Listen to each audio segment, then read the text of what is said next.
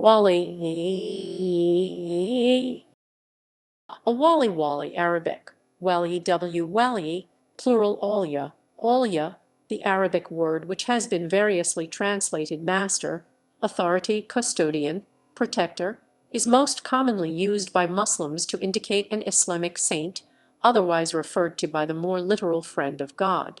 When the Arabic definite article al is added, it refers to one of the names of God in Islam, al-Walī, Lwyw, meaning the helper, friend.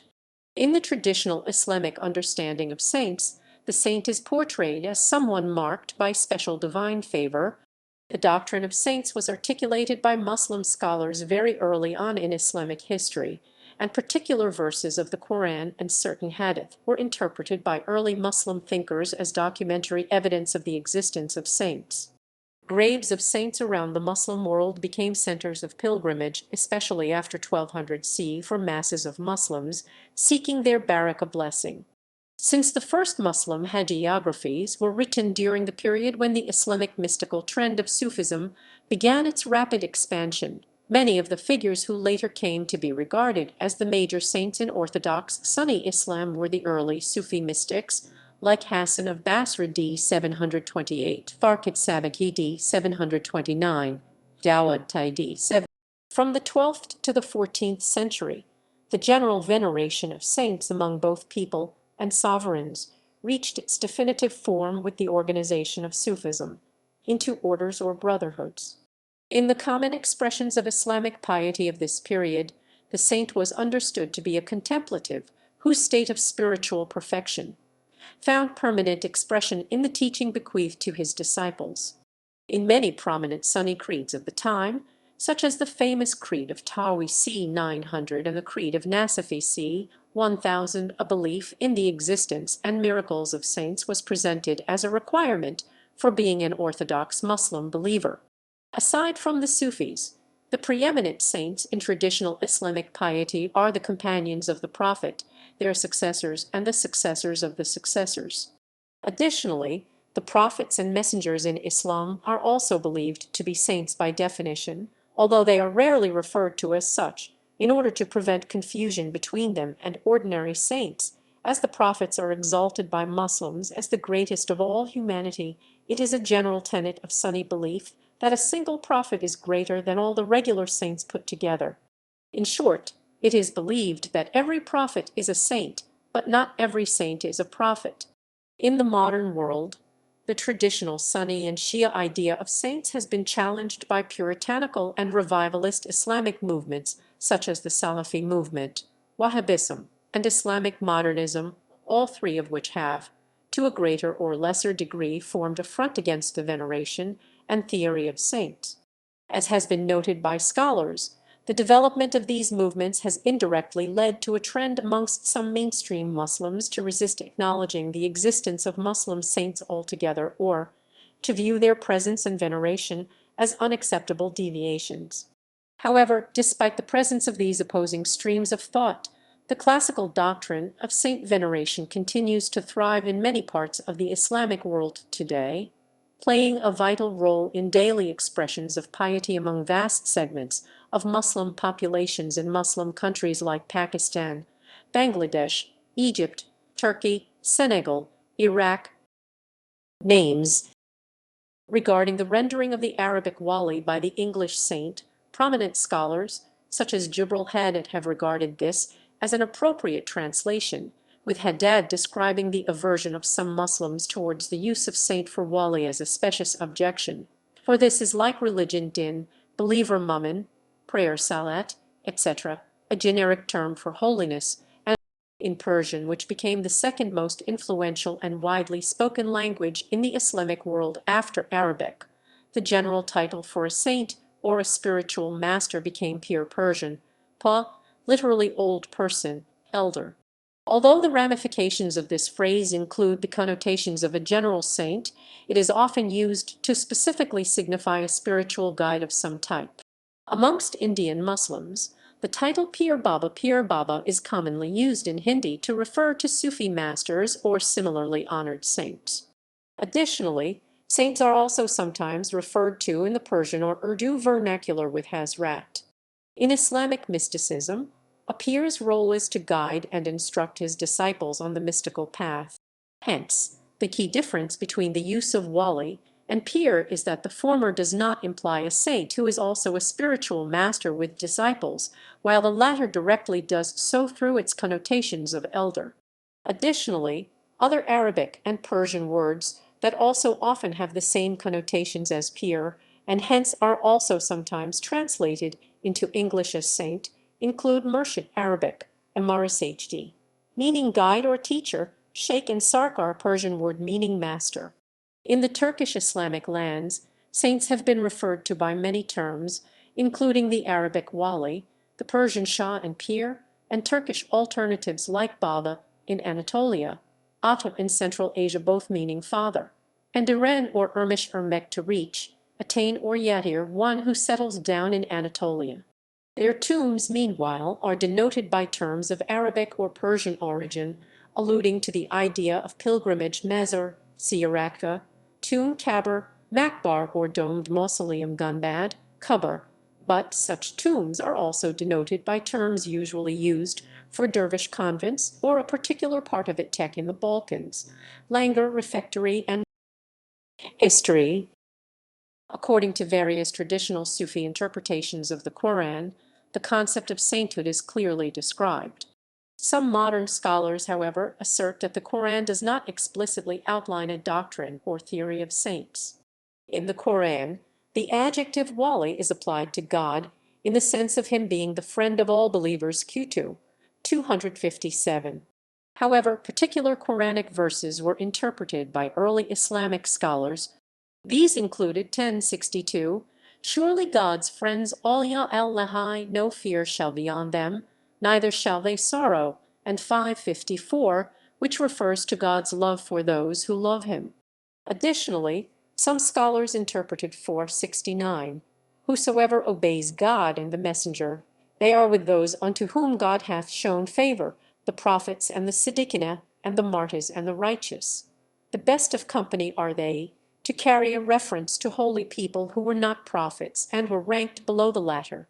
The word Siddiqina in this verse literally connotes the truthful ones or the just ones, and was often interpreted by the early Islamic thinkers in the sense of saints, with the famous Quran translator Marmaduke Pickfall rendering it as saints in their interpretations of the scripture. Furthermore, the Quran referred to the miracles of saintly people who were not prophets, like Khidr 18, 65-18, 82, and the people of the cave 18, 7-18, 26, which also led many early scholars to deduce that a group of venerable people must exist who occupy a rank below the prophets, but the references in the corpus of hadith literature to bona fide saints like the pre-Islamic Juraj only lent further credence to this early understanding of saints. Collected stories about the lives or vitae of the saints began to be compiled and transmitted at an early stage by many regular Muslim scholars, including Ibn Abi al-Dunya d. 894, who wrote a work entitled Kitab al-Aliyah Lives of the Saints in the 9th century, which constitutes the earliest complete compilation on the theme of God's friend. Prior to Ibn Abi al-Dunya's work, the stories of the saints were transmitted through oral tradition, but after the composition of his work, many Islamic scholars began writing down the widely circulated accounts, with later scholars like Abu Naim al-Isfahani d. 948 making extensive use of Ibn Abi al-Dunya's work in his own Hilyat. It is, moreover, evident from the Kitab al-Kashf wa al-Bayan of the early Baghdadi Sufi mystic Abu Said al-Khwarizmi 899 that a cohesive understanding of the Muslim saints was already in existence, with al-Khwarizmi spending ample space distinguishing between the virtues and miracles karamat of the prophets and the saints. The genre of hagiography manaqib only became more popular with the passage of time, with numerous prominent Islamic thinkers of the medieval period devoting large works to collecting stories of various saints or to focusing upon the marvelous aspects of the life, the miracles, or at least the prodigies of a specific Sufi or of a saint believed to have been endowed with miraculous power.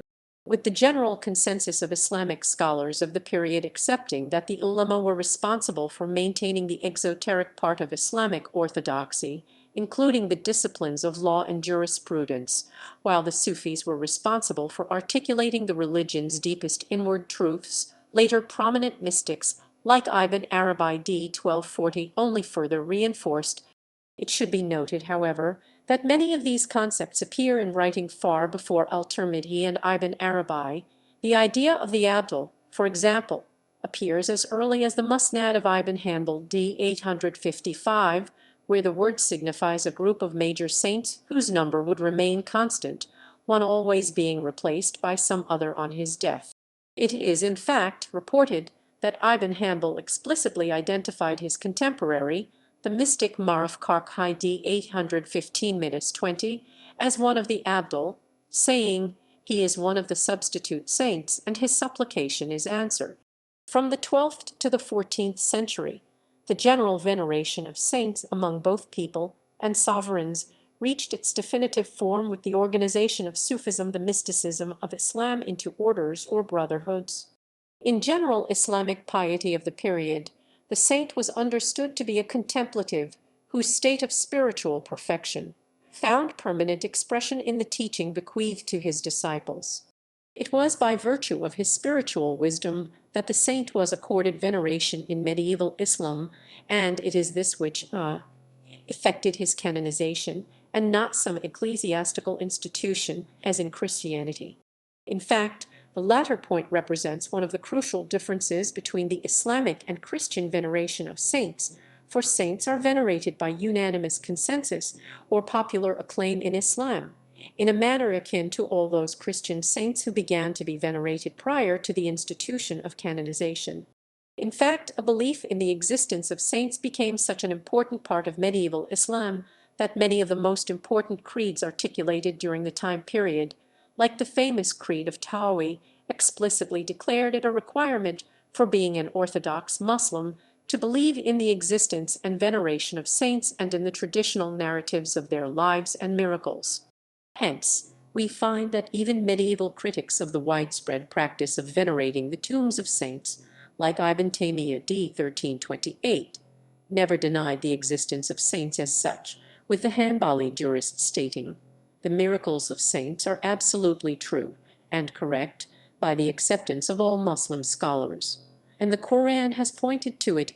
In the words of one contemporary academic, practically all Muslims of that era believed that the lives of saints and their miracles were incontestable.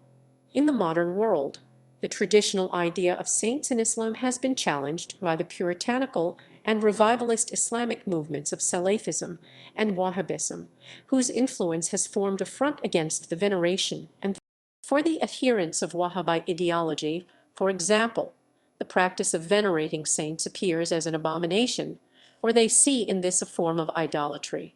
It is for this reason that the Kingdom of Saudi Arabia, which adheres to the Wahhabi creed, destroyed the tombs of saints wherever able during its expansion in the Arabian Peninsula from the 18th century onwards. As has been noted by scholars, the development of these movements have indirectly led to a trend amongst some mainstream Muslims to also resist acknowledging the existence of Muslim saints altogether, or to view their presence and veneration as unacceptable deviations. At the same time, the movement of Islamic modernism has also opposed the traditional veneration of saints, for many proponents of this ideology regard the practice as being both un-Islamic and backwards, rather than the integral part of Islam which they were for over a millennium. Despite the presence, however, of these opposing streams of thought, the classical doctrine of saint veneration continues to thrive in many parts of the Islamic world today, playing a vital part in the daily piety of vast portions of Muslim countries like Pakistan, Bangladesh, Egypt, Turkey. Definitions. The general definition of the Muslim saint in classical texts is that he represents a friend of God marked by special divine favor and holiness, being specifically chosen by God and endowed with exceptional gifts, such as the ability to work miracles. Moreover, The saint is also portrayed in traditional hagiographies as one who in some way acquires his friends, i.e. God's, good qualities, and therefore he possesses particular authority, forces, capacities, and abilities. Amongst classical scholars, Qushayri d. 1073 defined the saint as someone whose obedience attains permanence without interference of sin, whom God preserves and guards in permanent fashion from the failures of sin through the power of acts of obedience. Elsewhere, the same author quoted an older tradition in order to convey his understanding of the purpose of saints, which states, "The saints of God are those who, when they are seen, God is remembered." Meanwhile, al-Hakam al-Tirmidhi d. 869, the most significant ninth-century expositor of the doctrine, posited 6 common attributes of true saints. Al-Tirmidhi states, furthermore, that although the saint is not sinless like the prophets, he or she can nevertheless be preserved from sin mafas by the grace of God. The contemporary scholar of Sufism Martin Lings described the Islamic saints as the great incarnations of the Islamic ideal. Classical testimonies. The doctrine of saints and of their miracles seems to have been taken for granted by many of the major authors of the Islamic Golden Age. The phenomena in traditional Islam can be at least partly ascribed to the writings of many of the most prominent Sunni theologians and doctors of the classical and medieval periods, many of whom considered the belief in saints to be orthodox doctrine. Examples of classical testimonies include: God has saints al-Walīy whom he has specially distinguished by his friendship, and whom he has chosen to be the governors of his kingdom. He has made the saints governors of the universe. Through the blessing of their advent the rain falls from heaven, and through the purity of their lives the plants spring up from the earth, and through their spiritual influence the Muslims gain victories over the truth concealers. Hujwiri d. 1072-7, Sunni Hanafi jurist and mystic. The miracles of the saints al-Walīyāঃ are a reality. The miracle appears on behalf of the saint by way of contradicting the customary way of things. And such a thing is reckoned as an evidentiary miracle on behalf of the messenger to one of whose people this act appears, because it is evident from it that he is a saint, and he could never be a saint unless he were right in his religion. And his religion is the confession of the message of the messengers. Al-Nasafi d. 1142, Creed Roman 15, Sunni Hanafi theologian. The miracles of saints are absolutely true and correct and acknowledged by all Muslim scholars. The Quran has pointed to it in different places, and the hadith of the Prophet have mentioned it, and whoever denies the miraculous power of saints are innovators or following innovators. Ibn Taymiyyah d. 1328, Muqtasar al-Fatawa, al-Masriyah. Seeking of blessings. The rationale for veneration of deceased saints by pilgrims in an appeal for blessings, barakah, even though the saints will not rise from the dead.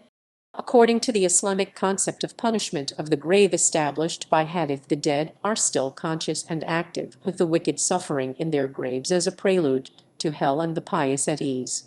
According to Islamic historian Jonathan A. C. Brown, saints are thought to be no different than prophets, as able in death to answer invocations for assistance as they were while alive. Types and hierarchy. Saints were envisaged to be of different types in classical Islamic tradition. Aside from their earthly differences as regard their temporal duty, i.e. jurist, hadith scholar, judge, traditionist, historian, ascetic, poet, saints were also distinguished cosmologically as regards their celestial function or standing. In Islam, however, the saints are represented in traditional texts as serving separate celestial functions, in a manner similar to the angels, and this is closely linked to the idea of a celestial hierarchy in which the various types of saints play different roles. A fundamental distinction was described in the 9th century by al-Tirmidhi in his Surat al-Aliyah, Lives of the Saints, who distinguished between two principal varieties of saints, the Wali haq Allah on the one hand and the Wali Allah on the other. According to the author, The spiritual ascent of the Wali Allah must stop at the end of the created cosmos. He can attain God's proximity, but not God himself. He is only admitted to God's proximity muqarrab. It is the Wali Allah who reaches God. Ascent beyond God's throne means to traverse consciously the realms of light of the divine names. According to the author, 40 major saints, whom he refers to by the various names of Siddiqin, Abdul, Yumana, and Nusaha, were appointed after the death of Mohammed to perpetuate the knowledge of the divine mysteries vouchsafed to them by the Prophet.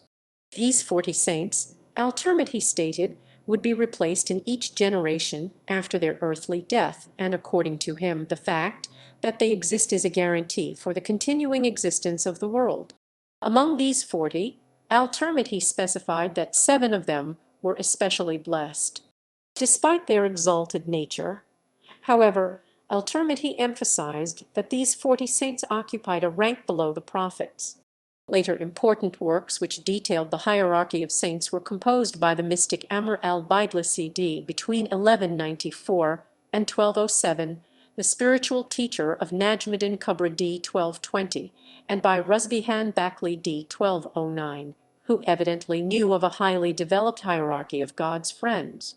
The differences in terminology between the various celestial hierarchies presented by these authors were reconciled by later scholars through their belief that the earlier mystics had highlighted particular parts and different aspects of us. Sufism. In certain esoteric teachings of Islam, there is said to be a cosmic spiritual hierarchy whose ranks include Wali saints, friends of God, Abduls, changed ones, headed by a Goth helper or quick pole axis. The details vary according to the source. One source is the 12th century Persian Ali Hujwiri. In his divine court, there are 300 Akhyar excellent ones, 40 Abdul substitutes, 7 Abrar piously devoted ones, 4 Autad pillars, 3 Nuqaba leaders, and 1 Qit. All these saints know one another and cannot act without mutual consent. It is the task of the Autad to go round the whole world every night, and if there should be any place on which their eyes have not fallen, next day some flaw will appear in that place, and they must then inform the Qit in order that he may direct his attention to the weak spot, and that by his blessings the imperfection may be remedied. Another is from Ibn Arabi, who lived in Moorish Spain. It has a more exclusive structure.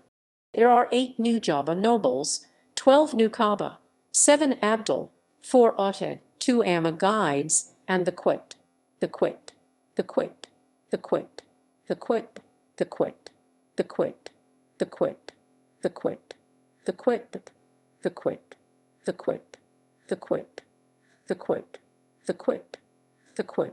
According to the 20th century Sufi Inayat Khan, there are 7 degrees in the hierarchy.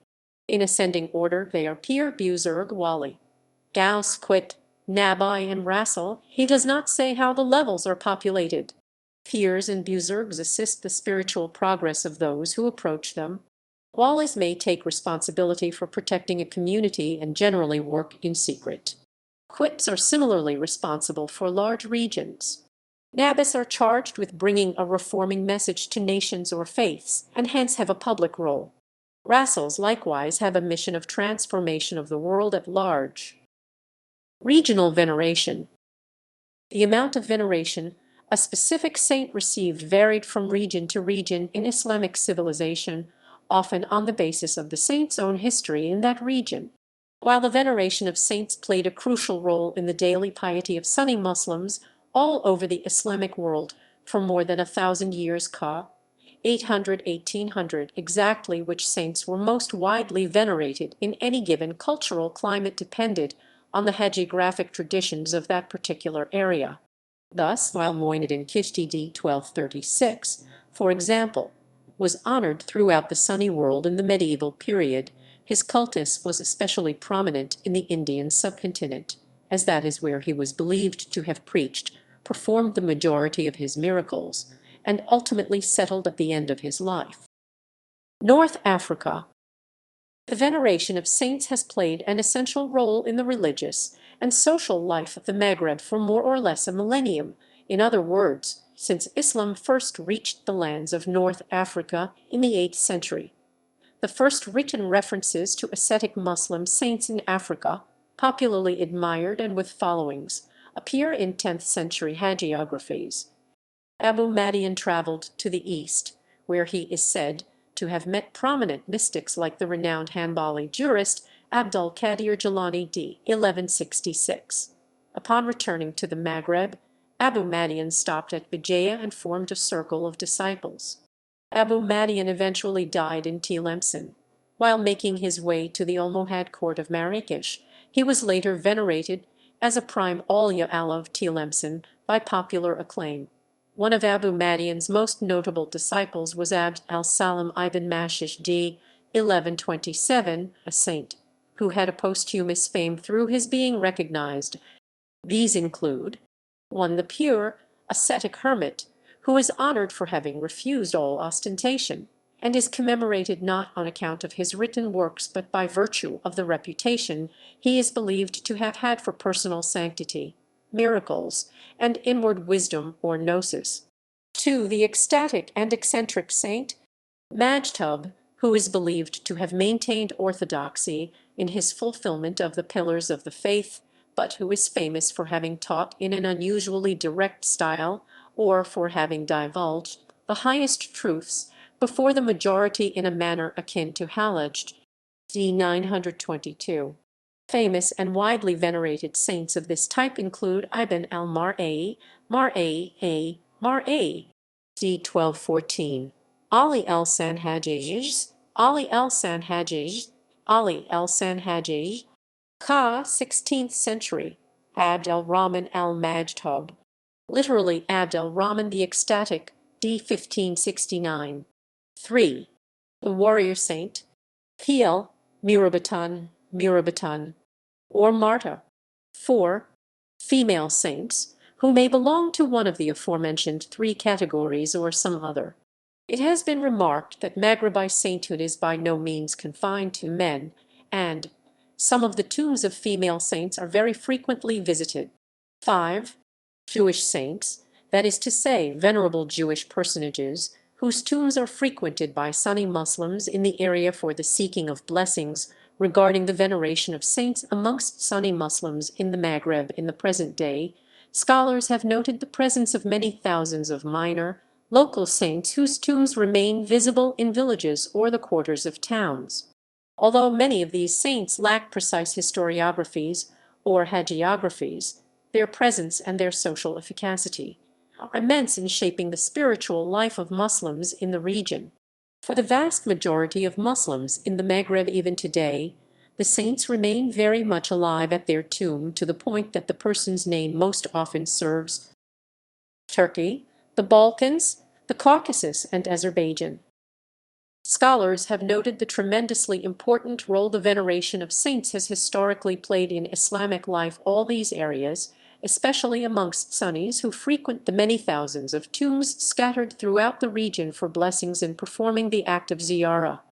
According to scholars, between the Turks of the Balkans and Anatolia and those in Central Asia, despite the distance separating them, the concept of the saint and the organization of pilgrimages displays no fundamental differences.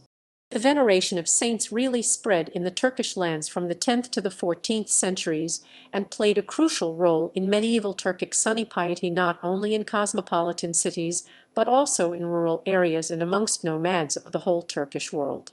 One of the reasons proposed by scholars for the popularity of saints in pre-modern Turkey is that Islam was majorly spread by the early Sunni Sufis in the Turkish lands, rather than by purely exoteric teachers.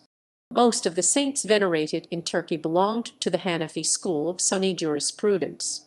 As scholars have noted, saints venerated in traditional Turkish Sunni Islam may be classified into three principal categories.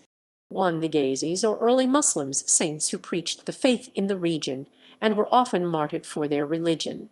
Some of the most famous and widely venerated saints of this category include the Prophet Muhammad's companion, Abu Ayyub al-Ansari d. 674, who was killed beneath the walls of Constantinople and was honored as a martyr shortly thereafter, and Sayyid Batul Ghazi d. 9th century, who fought the Christians in Anatolia during the Umayyad period.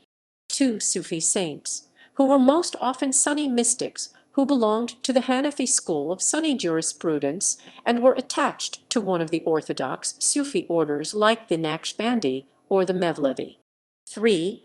The great figures of Islam, both pre-Islamic and those who came after Mohammed, as well as certain sainted rulers. Reverence of Awliya.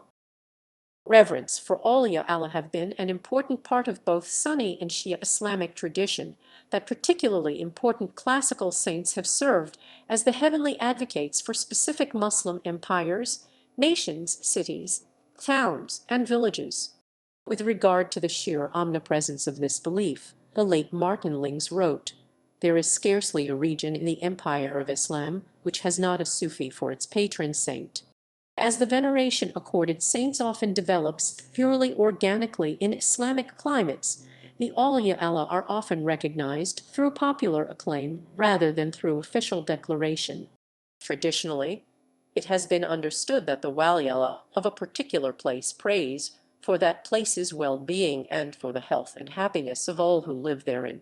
Here is a partial list of Muslim Awliya.